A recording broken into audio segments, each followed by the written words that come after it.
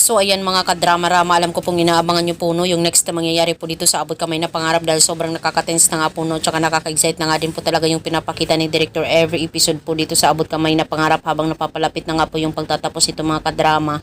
At alam naman po natin mga kadrama yung last episode na nakita po natin dahil nga po itong si Gilbert ay talagang tinawagan po siya ni Noshi o itong si Morgana kung kumusta na nga po talaga yung status dito sa Apex. Talagang sinabi nga po talaga ni Gilbert yung katotohanan na talagang itong si Zoe daw yung bagong CEO at saka dahil nga po talaga dito mga kadrama ay dali-dali nga po talagang umuwi itong si Morgana or itong si Noshi dito sa Pilipinas or nagpunta po talaga siya dito sa Apex. At naalala nyo po ba mga kadrama nung time na yun na talagang nag-usap sila ni Madam Chantal yung mami niya na talagang 50% ay mapupunta sa kanya yung shares dito sa Apex kapalit yung pagtikom ng kanyang bibig na hindi sabihin talaga yung katotohanan about sa pagkatao ni Moira. At nung mga panahon na yun ay umuki po itong si Noshi or itong si Morgana sa kanilang kasunduan ng kanyang mama.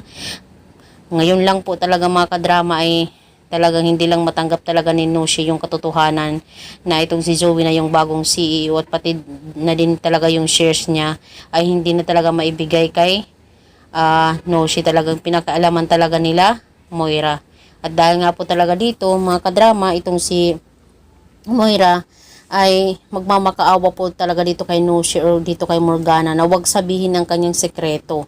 Pero huli na ang lahat siguro mga kadrama no, itong si Moira. Dahil malaki na yung panahon na binigay talaga ni Noshi sa kanila na magbago sila, ganito, ituwid nila yung mga pagkakamali nila. Kaso, ayan, patuloy pa rin talaga silang naghahasik ng live game. Kaya dahil nga po talaga dito, ay possible na sabihin na talaga ni Noshi or ni Morgana yung katotohanan about sa pagkatao talaga ni Moira, diba? Pero alam naman po talaga natin mga kadrama na possible gumawa na naman ng paraan itong si Moira para patahimikin itong si Noshi.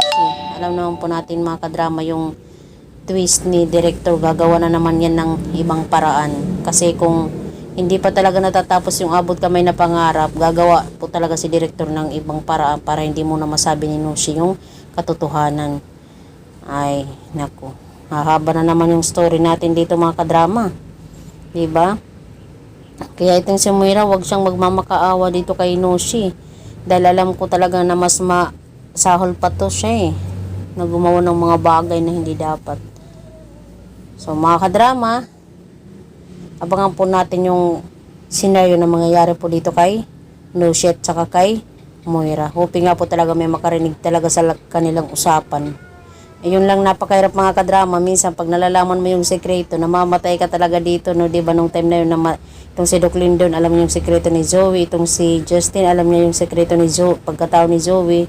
Yun nga lang, wala. Winala sila ni Director. Sana nga po talaga ay hindi na mangyari yun ulit. So yun lang po mga kadrama. Don't forget to please like, share, and subscribe my channel. Maraming salamat again sa palagi niyong panonood. Huwag niyo pong kalimutan na i-like, share, tsaka subscribe yung aking channel para sa susunod na videos. Ma-update ko po kayo. Bye! Abang worms!